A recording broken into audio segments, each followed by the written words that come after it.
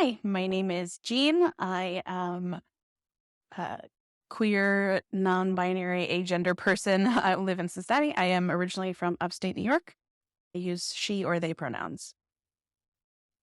Talking about queer folk being represented in the media, there's such a variety of the people who can be on the queer spectrum, but I feel like in the media, a lot of times it gets delegated into very small boxes of, the fit feminine queer man, flamboyancy, or very butchy looking lesbian. And there doesn't feel like I see my kind of queerness or the queerness that a lot of my friends in the media a lot.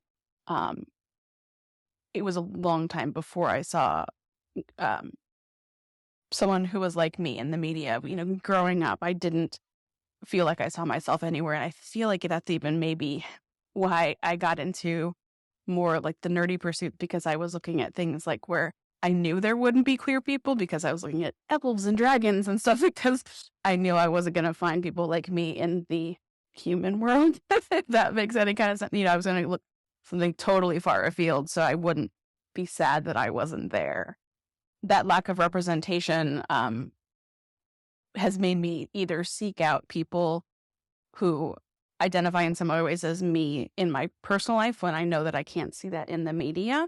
But I feel like it's also made me want to be louder and more out there and more open about the kind of queerness that I exhibit, because I want to be that kind of person that wasn't around. I'm almost 40, so it feels a little weird to say for the younger generation, but I didn't have a lot of queer role models growing up. I grew up in a very small town. I knew one person who I was pretty sure was queer when I was growing up, but she was never out. It was never like, oh, this is such and such, and they're a queer person and they live with their queer partner. It was just pretty sure, but we're never going to talk about it. So it was, very isolating to not see myself in media, not see myself in my surroundings or my family or my friends or their colleagues, anything like that.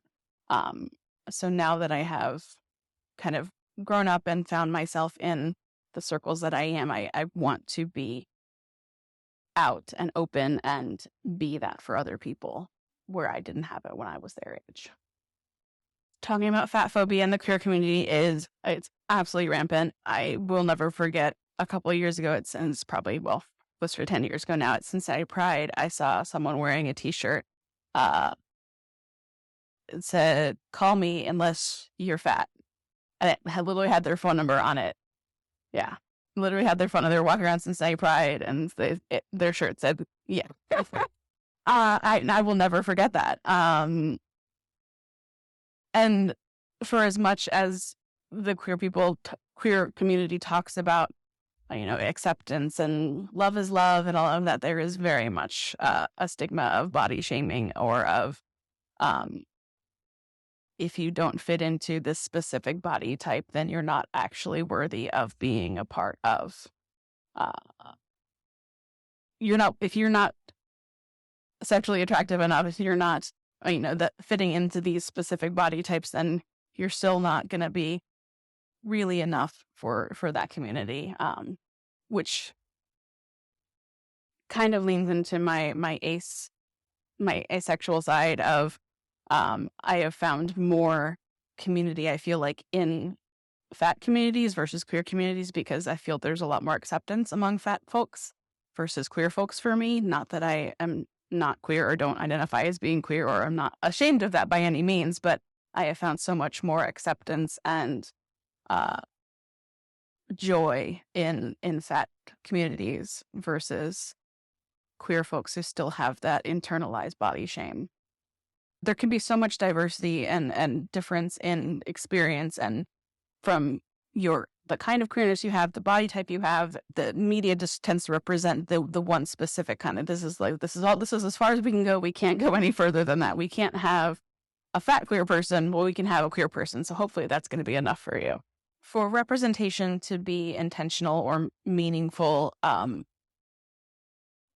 love to see more of or rather, let's say less of the blink and you'll miss it representation, where I see it a lot in Disney movies or Disney shows, where oh, there's a person wearing a trans shirt, so now we've met our queer checkbox.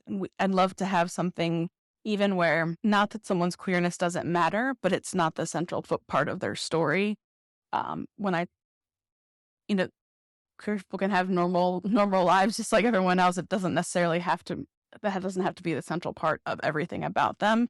But it feels like a lot of times in media, you're either going to write a straight story, you're going to write a queer story, and there's not any blending between them. I love how in my queerness, I love how queer I feel and how proud I feel about being queer. And it took me a long time to get there. And it's a lot, it also has to do with my fatness, to being proud of my body and where I am in my life. But, growing up and not knowing queer people, or not knowing that even that being queer was an option, or that being ace was an option, it's almost astounding to me to think about how comfortable I am in my body now and in my life now, when I didn't see that kind of path as an option when I was growing up. I love that I've had the opportunity to learn about the different kinds of queerness and what works for me and what I identify with. I found a place that feels like home